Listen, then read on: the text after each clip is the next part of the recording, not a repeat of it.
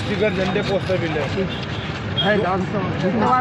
মেমারি প্রার্থী হিসেবে আপনার নাম উঠে এসেছে, এই ব্যাপারে কি বলবেন? দেখুন, মেমারির সঙ্গে দীর্ঘদিনের সম্পর্ক, আর একদম কলেজ লাইফ থেকে ছাত্র রাজনীতির সঙ্গে যুক্ত। আমার নিজের পিতা 1998 সালে তৃণমূল কংগ্রেসের প্রার্থী ছিল পৌরসভা ইলেকশনে। দলের সঙ্গে 1998 সাল থেকে যুক্ত। আমাকে দল উপযুক্ত মনে করেছেন, আমাকে দায়িত্ব দিয়েছে। আমি নতমস্তকে প্রণাম জানাই আমাদের নেত্রী মমতা ব্যানার্জি এবং আমার নেতা অভিষেক বন্দ্যোপাধ্যায়কে।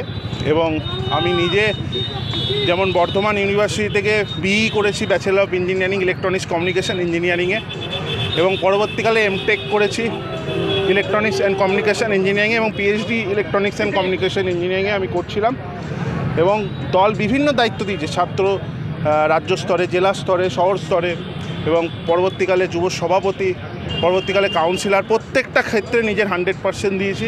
এবং সেই কাজ আমি সংগঠনের দিক থেকে এবং আমার অ্যাজ এ কাউন্সিলরও আমি নিজের 100% দিয়ে কাজ করেছি। মেমারি বিধানসভার মানুষের জন্য একটাই কথা বলবো, আপনারা আমাকে ভোট দিন, আমাকে একটা সুযোগ দিন, এবং আমি মেমারি বিধানসভাকে পূর্ব বর্ধমান জেলার মধ্যে সেরা বিধানসভা হিসাবে তুলে ধরবো। এবং মেমারিতে মেমারির কৃষি, শিল্প, ভ্রমণ সব দিকে আমরা জোর দেবো। মেমারিকে সেরা শহর হিসাবে তুলে ধরবো, মেমারিকে সেরা বিধানসভা হিসাবে তুলে ধরবো। এবং মেমারির যারা যুবক যুবতী আছে, তারা যাতে আগামী দিনে মেমারিতে পড়াশোনা করে, মেমারিতেই তাদের কাজ করেন এবং কর্মে যোগ দেন, সেই দিকেও আমরা নজর দেবো। এবং মুখ্যমন্ত্রী মমতা বন্দ্যোপাধ্যায় যেভাবে ডেভেলপমেন্ট করছে সবাইকার জন্য, আমাদের অভিষেক বন্দ্যোপাধ্যায় যেভাবে মানুষের পাশে থাকে, সেইভাবে মেমারি বিধানসভার প্রত্যেকটা মানুষ হেল্প পাবে। আগামী দিনে মেমারি প্রত্যেকটা মানুষকে সেই পরিষেবা আমি দেবো।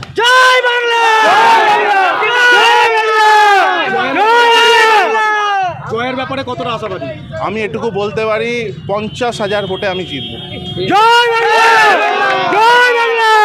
এসআইআর পূর্ব বর্ধমান জেলার মেমারির মধ্যে সবচেয়ে বেশি ভোটার বিচারাধীন অবস্থায় আছে, এ বিষয়ে কি বলবেন?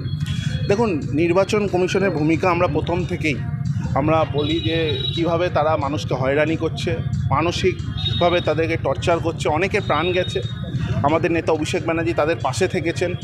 এইভাবে যে বিচারাধীনভাবে ভোটারদের রেখেছে, তারা অনেকে মানসিকভাবে অনেকে অসুস্থ হয়ে পড়ছে, আমরা তাদের পাশে থাকছি। আমরা নির্বাচন কমিশনকে ধিক্কার জানাই, যেভাবে মানুষকে হয়রানি করছে, তারা যেভাবে বিজেপির সঙ্গে এক হয়ে তারা কাজ করছে, আমরা ধিক্কার জানাই। এবং বিজেপি নামক রাজনৈতিক দলটা মানুষকে শুধু হয়রানি করে, কখনো নোট বাতিলের লাইনে, কখনো এই নির্বাচন কমিশনের মাধ্যমে হয়রানি করে কাগজ চেয়ে পাঠানো, কখনো এনআরসির কথা বলা। আর তার বিরুদ্ধে আমাদের নেত্রী লড়াই করছেন মমতা বন্দ্যোপাধ্যায়। নেত্রী এবারে দেখিয়ে দেবেন, আমাদের নেতা অভিষেক ব্যানার্জি দেখিয়ে দেবেন 250 সিট নিয়ে তৃণমূল কংগ্রেস ক্ষমতায় আসছে। দলীয় কর্মীদের সবসময় পাশে আছি, যে কোনো সময়। আমি বড়োদেরকে নতমস্তকে প্রণাম, আর ছোটদের ভালোবাসা। তারা সব সময় আমায় ফোনে যোগাযোগ রাখতে পারেন, এবং দলীয় কর্মীদের জন্য নিজের 100% দেবো। যারা বিচারাধীন রয়েছে তারা কি ভোট দিতে পারবে? সেটা নির্বাচন কমিশন তো বলেছে। আমরা তো শুনতে পাচ্ছি বিভিন্ন